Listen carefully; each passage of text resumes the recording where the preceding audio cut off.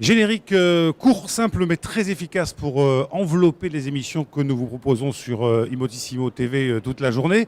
Nous allons maintenant parler des architectes, ou plutôt d'une plateforme qui réunit des architectes, qui fédère des architectes avec Archibien. Olivier Ménard, bonjour. Bonjour Georges. Bienvenue.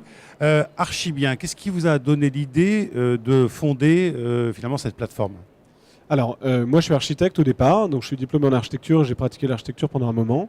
Et mon associé et moi, qui a fait à peu près le même parcours, on s'est rendu compte qu'il y avait deux difficultés. D'une part, pour les gens qui veulent faire appel à un architecte, ils ne savent pas à qui faire appel, est-ce qu'ils vont être en confiance, combien ça va coûter, combien de temps ça va prendre.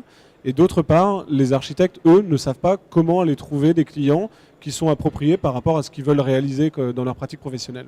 On précise que cela est valable pour les particuliers comme pour les entreprises. Alors avant d'aller plus loin, on va regarder une petite vidéo, un petit teaser qui explique parfaitement ce que fait Archibien. Regardez.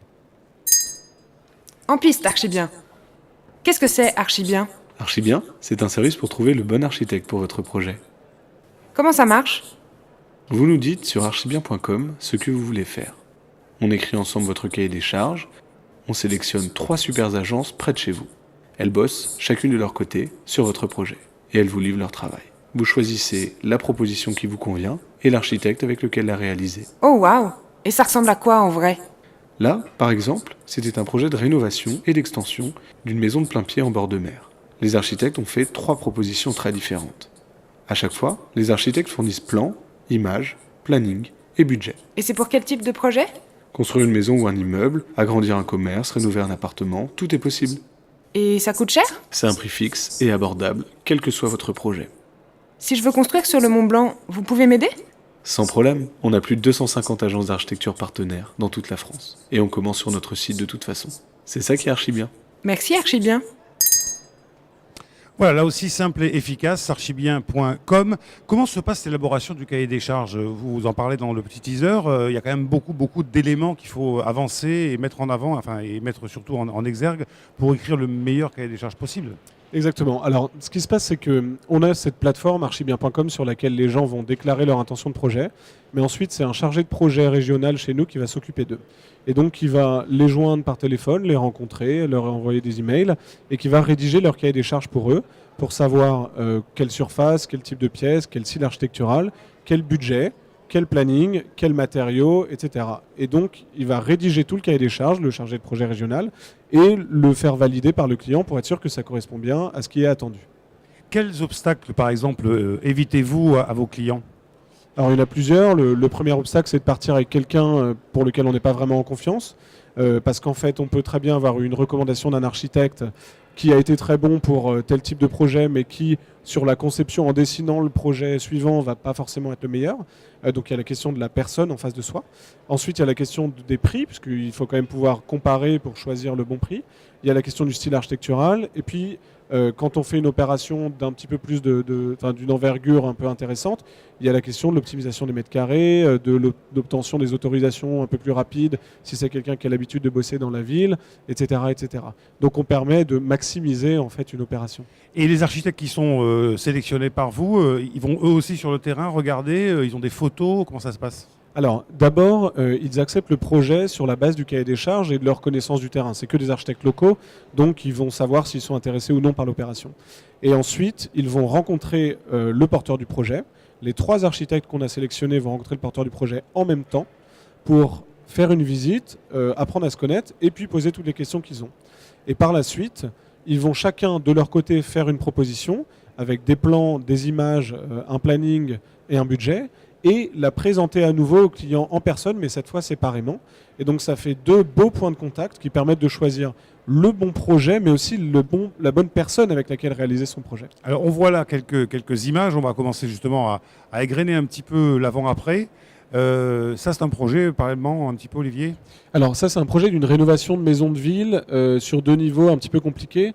On a vu juste avant une image avec l'état actuel. Et là ensuite on reçoit donc les 3 propositions. Donc sur chaque proposition il y a des images et des plans qui permettent de bien comprendre le projet. Et on peut choisir du coup la bonne proposition. Et donc là on est sur le même bien. Le même bien, exactement. D'accord. Et c'est cette proposition-là qui a été choisie.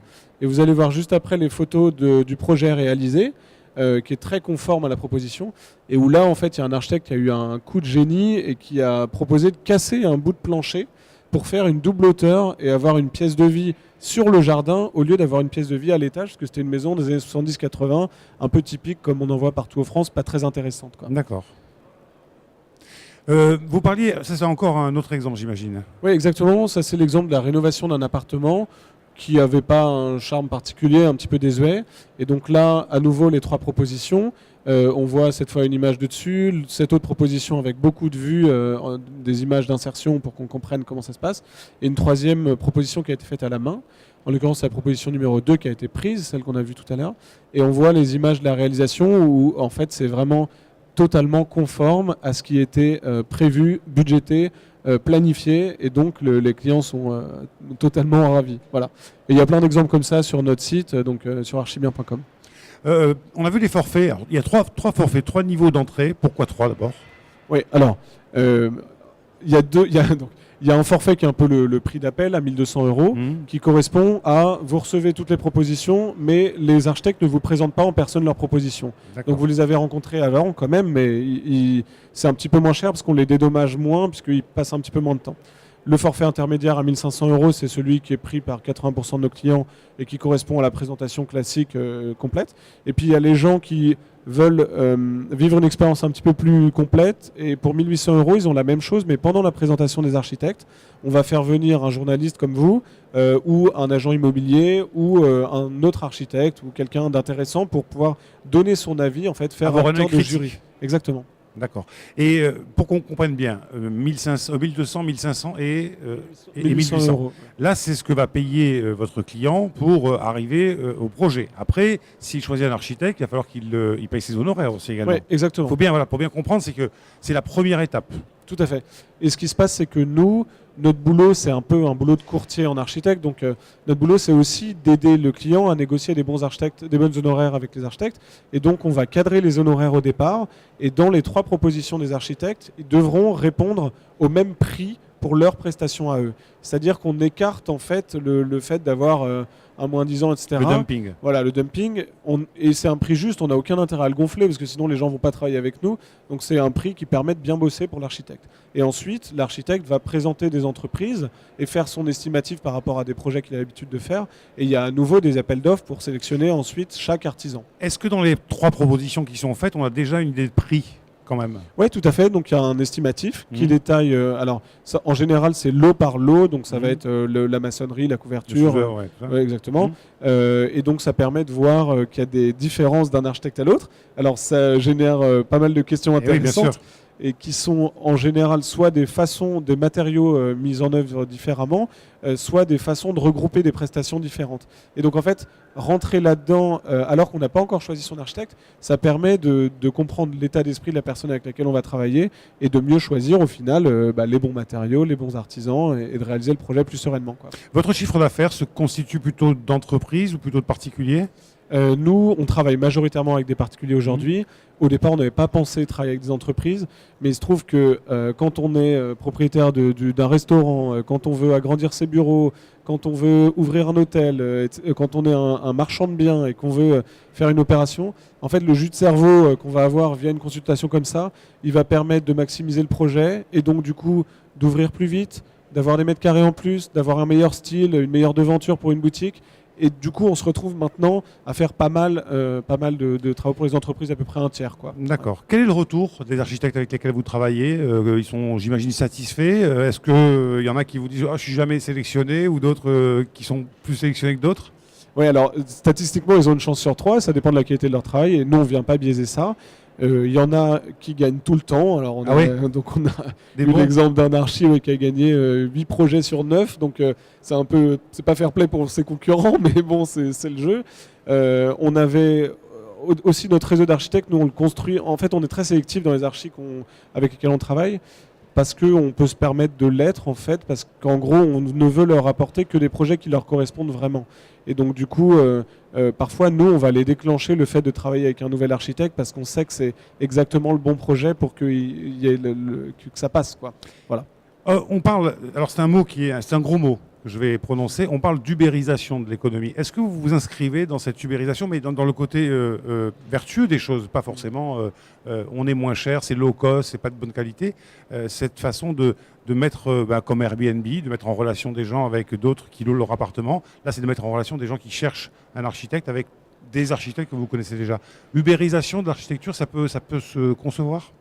Alors, dans la réalisation de la prestation, on ne peut pas parler d'ubérisation puisque nous, on ne vient pas du tout disrupter les acteurs existants. Nous, on veut au contraire permettre à plus d'architectes d'accéder à plus de consultations. En revanche, dans le mode d'accession, oui, puisqu'on est un intermédiaire.